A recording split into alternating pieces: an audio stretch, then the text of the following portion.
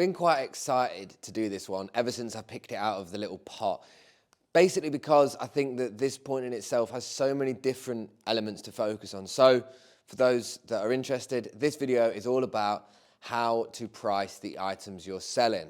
So I think that there are three main points to focus on in order to start this. Number one is how much is the stock costing you? Now, this can vary from different suppliers, it can vary from different things, and there's many other things that I'll get into. The second is where are you selling? And this can be differentiated by different platforms, your own website, in person, however it is. And the third one, or should I say third, not third, is how fast do you want to sell the item for? So the reason why these are the 3 points of the main focus when it comes down to how much do you want to sell the item for is because individually these 3 points have so many different points across them that can have consequential different outcomes. So if we look at the first one, how much is the stock costing you? As we all know, there are many ways of sourcing and finding stock, be it in charity shops, car boots, eBay buying and selling, from actual wholesalers, from in-person Facebook Marketplace, from many different places. Wholesalers in themselves have all different competing prices. It is not one fixed price for one fixed product. It's, again, not to get too complex in this video so quickly, but it's all relative to how the supplier actually sources their stock. Maybe they've bought it from the States and they've had it through sea freight, so they're experiencing heavier costs. As a result, the price goes up. It's really quite hard to simplify that in this video, but just to focus on it as point 1 of 3 of how much should you sell items for, or how are you pricing your items, I would say look at what the stock costs. Try and find a base figure for however much that is. Whether, say, let's have a look at this rail, for example. So say you are in the market for buying t-shirts, like this Nike t-shirt. Say you like buying just sports brand t-shirts. I'm not going to specify vintage or non-vintage. These sort of t-shirts. Now, you might have a connection or a supplier that will sell you these at £3 per tee. You might also have an option to handpick them at £5 a tee. Or you might go to set jumble sales and find them in and out, not consistently, but these t-shirts for 50p to £1 each. So that is your first point of thinking about how much to sell it for, is looking at how that price can differ from what it's costed you. So point number 2 is where are you actually selling the items? So if we start looking at the first thing of why I mention that is because when you look at third-party platforms, there's already a cost to consider with that. So Depop, eBay, Etsy, Minus Vinted, most platforms that you sell products on will have either an insertion fee or a cost of commission upon sale. So for example, eBay, I'm pretty sure there's varies between whatever you're selling. But say, for example, as a flat rate, roughly, you're paying 10% per item for this. Let's keep this t-shirt, for this t-shirt to sell, right? And I'm going to get into one of my laws that I have that is basically how I monitor where the price needs to be in a simpler way, should I say. But before jumping to that, point 2 about where you're selling it. If you're selling it on your own website, say you've got your own Shopify store, you might only be paying 1 to 2% commission through Shopify for the store you obviously have. That makes a difference in selling it for 10%. So for example, if you sold this t-shirt for £20 on Depop and paid £2 for just the insertion fee, whereas on a website you might only pay 20p for that, so you're saving £1.80. You could look at that as maybe I'll reduce the price by £1 and still make 80p more, or I'll keep it the same and reap more rewards.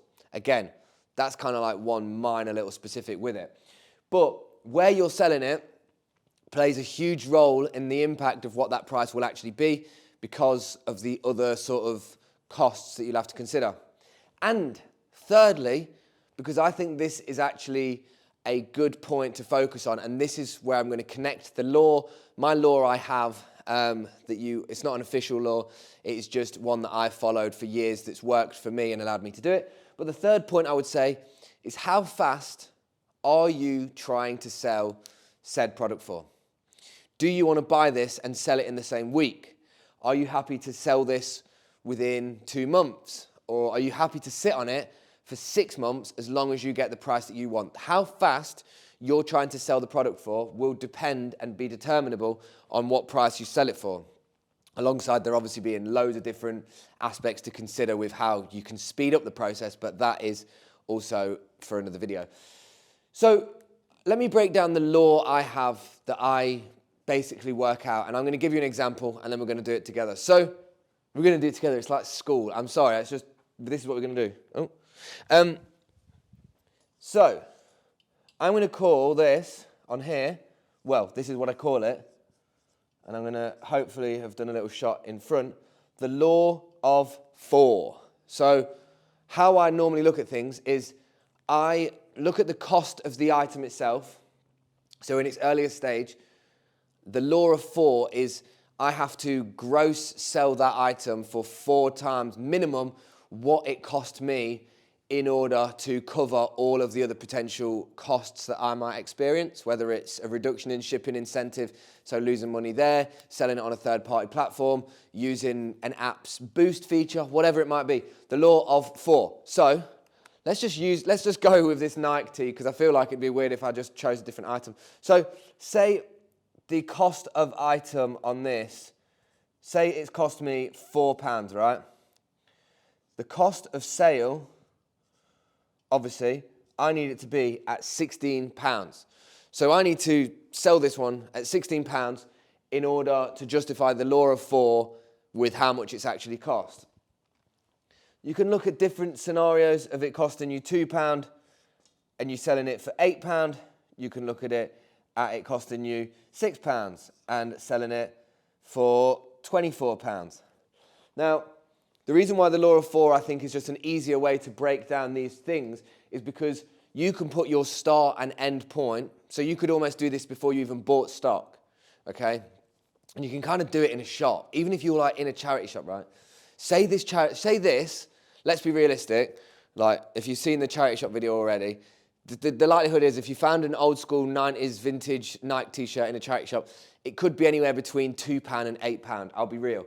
So let's say that it's somewhere in the middle. Let's say this is £6, right?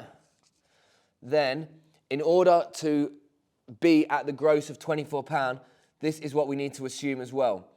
Say we sell this t-shirt for £24 on Depop. We pay their 10%. Maybe we spend an extra 8% on boosting it, so we sell it faster. So we boost, oh God, the maths are going to come in, at 8%. So the cost of Depop's fees for this item would be, say, around about £4.80 to £5, right? £4.80 to £5. Now, I've obviously I've factored in how much this item cost, and I've factored in how much it would cost selling it through the platform. But the determining other factor is how fast you want to sell that for. If you're listing this t-shirt on a platform for £24, especially now when it's freezing, you might be sitting on this for a couple of months if you wanted it for £24. So if you want to sit there with it at 24, I would say you could be looking at a 6 to 8 week sale time. Might be quicker, don't know how good you are as a salesperson, but if we say that in 6 to 8 weeks it's taken you to sell it for £24 and we minus the 5, minus the cost of the stock, you're roughly at a £13 net return on this, taking away the cost of stock, the cost of the platform. Now, the reason why I like using this law of 4 and also the 3 points or the 3 pillars of like what I'd focus on is just because it allows you to kind of put an implementation in place when you're in the shop. So when I used to be in the charity shop, if I found something that was £1, I wouldn't have to almost question it too much because the law of 4 would tell me that I'm probably going to easily sell it for 4.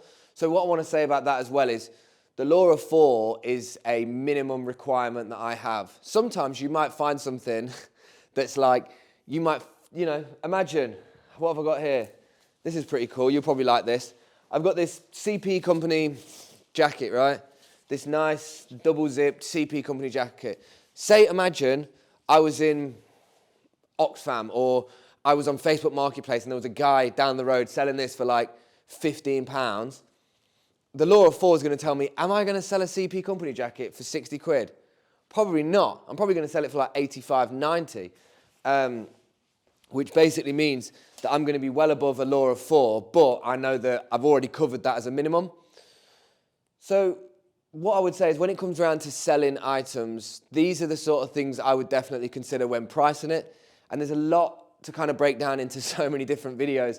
Essentially, how much stock is costing in itself, that's pretty extensive video in itself about how much stock's costing and how much you should be spending on stock relative to what it's actually worth. And where are you selling it is obviously a massive main point as well.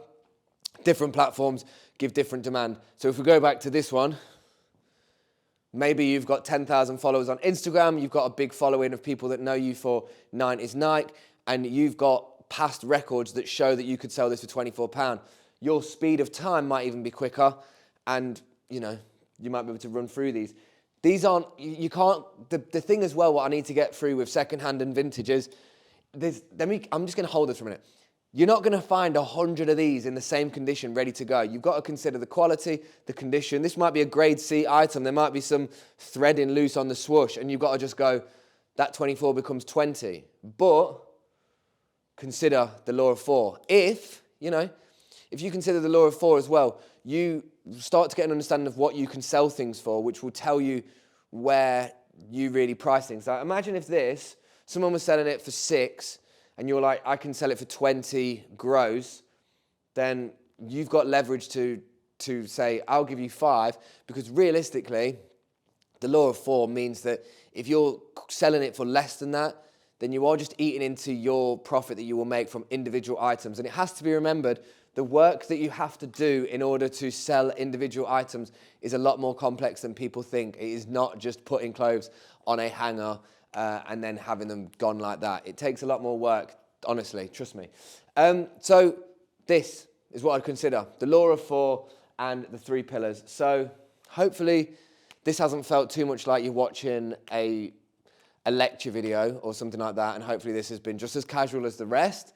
But I was quite excited by this topic. I do think that this one in itself, the pricing point, is super complex, as most of it is as well, but this one, just for now, is pretty complex. So yeah, comment if there's anything you want to know more about, and I'll see you again tomorrow for another video, of course.